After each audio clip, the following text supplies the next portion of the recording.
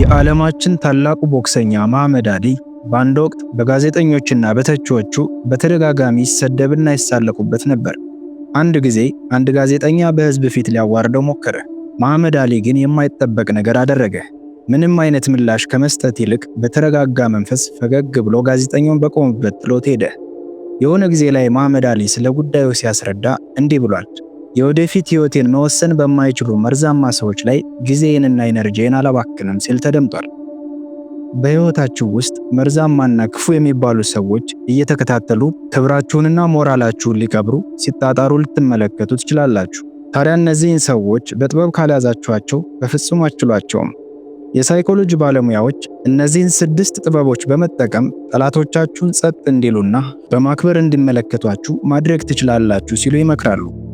እነዚህን 6 ጥበቦች ስትጠቀሙ ፍጹም ሰዎችን ክብርን እንዲሰጧችሁ መለመን አይደለም፣ ስለ ክብር መዋጋትም አይደለም፣ ወይም ደግሞ ክብር እንደሚገባችሁ ለማስረዳት መሞከርም አይደለም።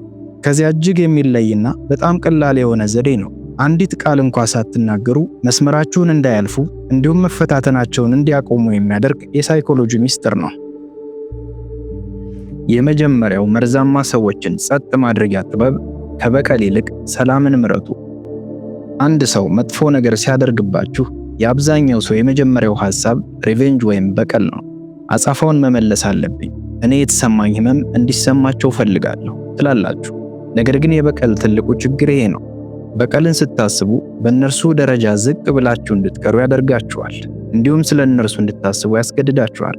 ከዛም አልፎ በንዴት ውስጥ እንድትቆዩና ሰላማችሁን እንድታጡ የማድረግ ኃይል አለው። መርዛማ ሰዎች ደግሞ ይህንን ይወዱታል፣ ምክንያቱም አሁንም ድረስ ኃይላችሁን ወይም ኢነርጂያችሁን እየሰጣችኋቸው ስለሆነ ነው።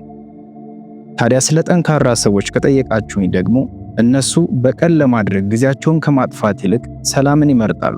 አንድ ሰው ቢበድላቸው በቀልን ከማቀድ ይልቅ ዝም ብለው ይተውታል፣ ወደፊት ይራመዳሉ፣ በራሳቸው ህይወት ላይ ያተኩራሉ። ታዲያ ይህን የሚያደርጉት ደካማ ስለሆኑ ሳይሆን ብልህ ስለሆኑ ነው። ሰላምን ስትመርጡ ራሳችሁን ቀና አድርጋችሁ ስትሄዱና ያለ እነርሱ የተሳካ ህይወት መገንባት ስትችሉ ይህ ከማንኛውም በቀል በላይ ክብርን ያጎናጽፋቸዋል። ምክንያቱም ሰዎች እናንተ ከድራማ በላይ እንደሆናችሁ ይመለከታሉ።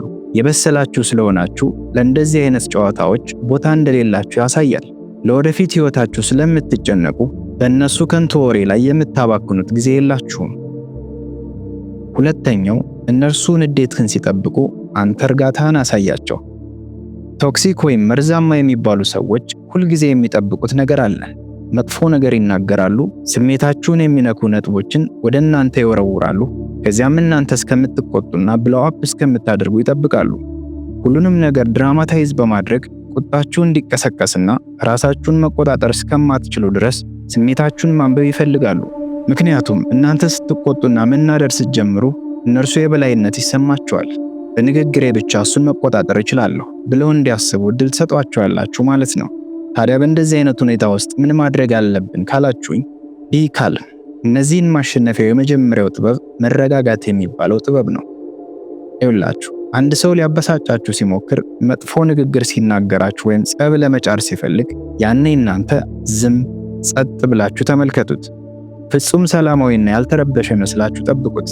በዚያ ቅጽበት ፊታችሁ ላይ ምንም አይነት የንዴት ወይም የብስጭት ሪአክሽን ልታሳዩ አይገባም። ታዲያ ንግግራቸው በእናንተ ላይ ምንም አይነት ስልጣን እንደሌለው አሳያችኋቸው ማለት ነው። በዚህ ጊዜ አንድ የሚገርም ነገር ይፈጠራል። ኮንፊውዝ ይሆናሉ ወይም ግራ ይጋባሉ። የራሳቸው አእምሮ እንዲህ ማለት ይጀምራል።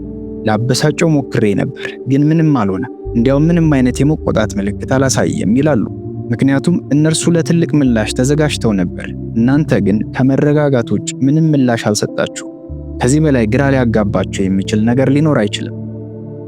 ታዲያ ይህን ሳይኮሎጂ ስትጠቀሙ ያ መረጋጋታችሁ እንዲያከብሯችሁ ያስገድዳቸዋል። ምክንያቱም ሊቆጣጠሯችሁ እንደማይችሉ ይረዳሉ። ንግግራቸው በእናንተ ላይ ስልጣን እንደሌለው ይገነዘባሉ። በእነሱ የጨዋታ መረብ ውስጥ ማስገባት እንደማይችሉ ያረጋግጣሉ ማለት ነው። ነገሩን እንዲያስቡት፣ ለሁሉም ነገር ምላሽ ስትሰጡ ልክ እንደ መኪና አሻንጉሊት ትሆናላችሁ። እነሱ ከኋላ ክሩን ይስቡታል፣ እናንተ ደግሞ ትደንሳላችሁ።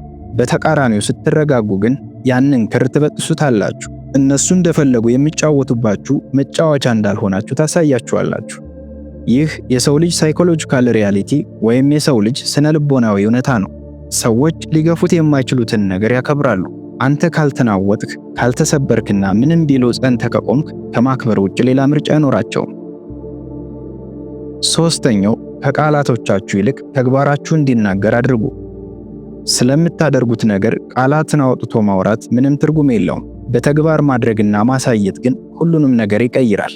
መርዛማ ወይም ቶክሲክ ሰዎች እንዲህ አይነት ቃላትን በተደጋጋሚ ሰምተው ሰልችቷቸዋል። ይህንን ድጋሚ ካደረግክ እንጣላለን፣ በሚቀጥለው እንዲህ ካደረግከኝ አልታገስም የመሳሰሉ ቃላቶች ወሬ ብቻ እንጂ ተግባር የሌላቸው ዛቻዎች ናቸው። እነዚህ ክፉ ሰዎች እንደማታደርጉትና ዝም ብላችሁ እንደምትፎክሩ ያውቃሉ። ስለዚህ በእናንተ ላይ ንቀታቸውን ይቀጥላሉ።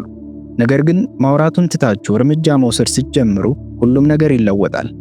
ታዲያ ምን ማድረግ አለብን ካላችሁኝ፣ አንድ ሰው ሊንቃችሁ ሲሞክር በቃላት ማስጠንቀቂያ መስጠት አያስፈልጋችሁም ወይም አትዝቱበትም። ዝም ብላችሁ ራሳችሁን አግልሉ። አንድ ሰው ያስቀመጣችሁትን ቀይ መስመር ወይም ባውንደሪ ከጣሰ ያለምንም ንግግር ዝም ብላችሁ ከህይወታችሁ አስወጡት ወይም አስወግዱት። ይኸውላችሁ ይህን ስታደርጉ ተግባራችሁ ራሱ ጮክ ብሎ ይናገራል።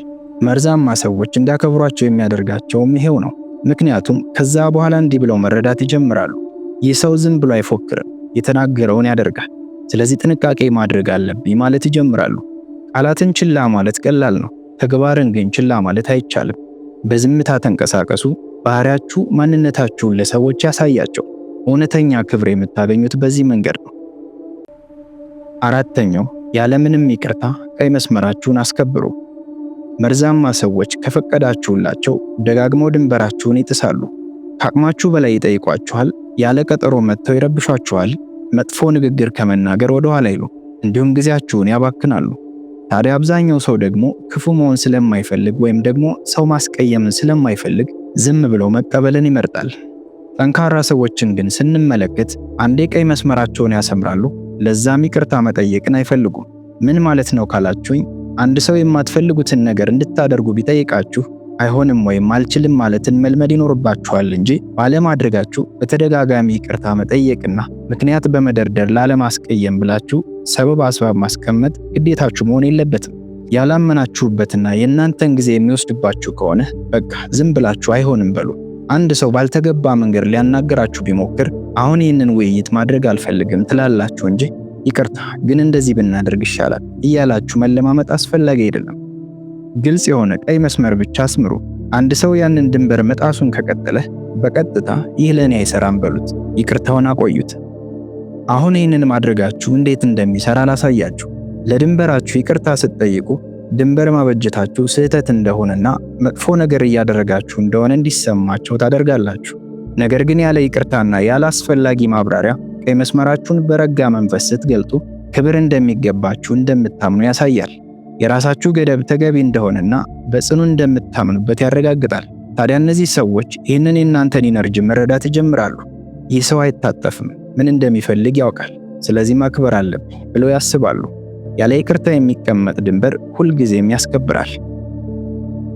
አምስተኛ ኢነርጂያችሁን ወይም ኃይላችሁን ልክ እንደ ወርቅ ጠብቁት።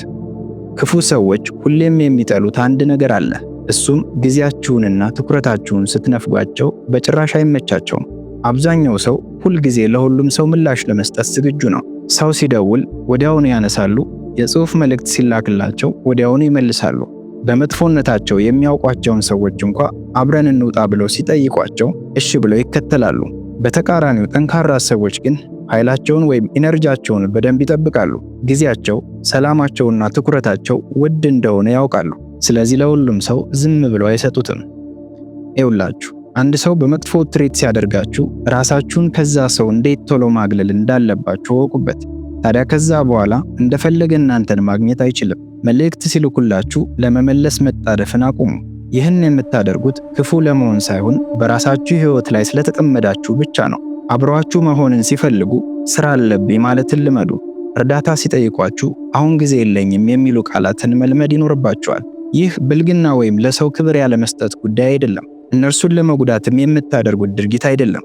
ይልቁንም መጥፎ ባህሪ ካሳዩአችሁ እናንተን የማግኘት እድላቸው እንደሚዘጋ እያሳያችኋቸው ነው። መርዛማ ሰዎች ሁልጊዜ እነሱ ሲፈልጉ እንደማያገኟችሁ ሲረዱ ማክበር ይጀምራሉ። ታዲያ እንዲህ ብሎ ለራሳቸው ይነግሩታል፣ ይህንን ሰው በህይወቴ ውስጥ እንዲቆይ ከፈለኩ በተሻለ መንገድ መያዝ አለብኝ፣ ምክንያቱም መጥፎ ከሆንኩበት ጥሎኝ ይሄዳል ብለው ያስባሉ ማለት ነው። ሰዎች እንዲይዙ የምታስተምረው አንተ በምትፈቅድላቸው ነገር ነው። ኃይልህን ስትጠብቅና ለማይገባቸው ሰዎች በነፃ መስጠት ስታቆም ንቀትን እንደማትታገስ ታሳያለህ።